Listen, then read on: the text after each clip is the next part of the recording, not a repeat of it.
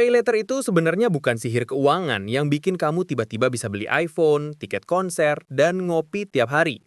Dia cuma memindahkan waktu bayar, bukan menghapus kewajiban bayar. Tapi otak manusia nggak dibikin buat ngerti konsep itu secara instan. Dalam psikologi ekonomi, ini disebut temporal discounting. Kecenderungan kita menilai sesuatu yang bisa didapat sekarang lebih berharga daripada yang akan datang. Bahkan kalau nanti efeknya nyakitin. Ketika kamu klik bayar nanti, dopamin di otak langsung loncat, bikin kamu merasa sukses. Padahal cuma sedang mengambil utang kecil yang dikemas lucu. Di balik tampilan aplikasi yang penuh warna dan tombol cicilan ringan, ada bunga yang sebenarnya bisa tembus 36% per tahun kalau kamu telat bayar. Ini bukan cuma bikin kamu boros, tapi juga mendorong konsumsi semu yang bikin ekonomi digital tumbuh semu pula. Bayangin kamu lagi di kasir, beli sepatu harga 800.000, cash tinggal 200.000, tapi ada tombol pay later bertuliskan bayar bulan depan. Tanpa pikir panjang, kamu klik. Rasanya kayak menang undian. Tapi bulan depan, datang notifikasi tagihan. Total pembayaran, Rp820.000. Tiba-tiba kamu sadar, oh itu termasuk biaya layanan, bunga, dan denda kecil. Ini disebut illusion of affordability. Rasa mampu beli, padahal cuma karena waktu bayarnya ditunda. Sistem ini dirancang untuk memanfaatkan bias psikologis manusia. Kamu lebih takut kehilangan kesempatan daripada takut nambah utang.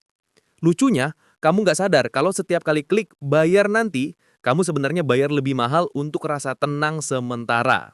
Tapi kenapa sih otak kita bisa sebodoh itu di hadapan tombol bayar nanti? Jawabannya karena otak kita punya reward system yang sama kayak pas dapat notifikasi likes di Instagram. Studi dari Journal of Consumer Research 2017 nemuin bahwa ketika seseorang melakukan pembelian pakai kredit, bagian otak yang bertanggung jawab atas rasa sakit, insula, jadi lebih tenang dibanding saat bayar cash. Artinya, pay later literally bikin kamu nggak ngerasa kehilangan uang. Itulah kenapa makin sering pakai pay later, makin tumpul rasa kehilangan. Ini yang bikin banyak orang bisa punya 4-5 tagihan pay later dari platform berbeda tanpa panik sampai semuanya jatuh tempo barengan.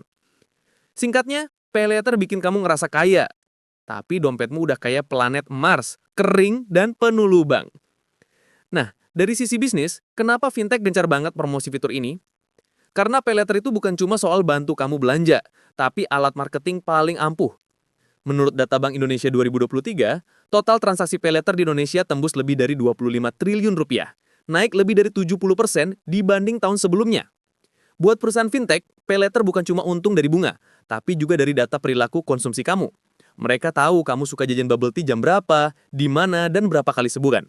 Data itu dijual untuk personalisasi iklan yang ujungnya bikin kamu iya pakai pay later lagi. Jadi, tiap kali kamu klik bayar nanti, sebenarnya kamu bukan cuma bayar lebih mahal, tapi juga jadi produk yang dijual. Tapi, kalau begitu berbahaya, apakah pay later nggak ada manfaatnya sama sekali? Sebenarnya ada, asal dipakai untuk tujuan produktif dan disiplin. Misalnya, kamu pakai pay later untuk beli perlengkapan kerja freelance atau keperluan darurat yang bisa kamu bayar balik segera. Masalahnya, banyak orang nggak pakai buat kebutuhan produktif, tapi konsumtif. Menurut riset Kata Data Insight Center 2023, lebih dari 68% pengguna pay later di Indonesia memakainya untuk hiburan, fashion, dan kuliner. Artinya, mayoritas bukan investasi, tapi instalasi gaya hidup. Pay later itu bukan musuh, tapi kalau kamu pakai buat gaya, ya siap-siap gaya dulu, miskin kemudian. Pay later bikin kamu ngerasa kaya, tapi sebenarnya cuma kaya rasa, miskin realita. Kayak kopi susu 20 ribuan di kafe, manis di awal, pahit di akhir. Kalau kamu suka pembahasan yang satset, subscribe channel ini.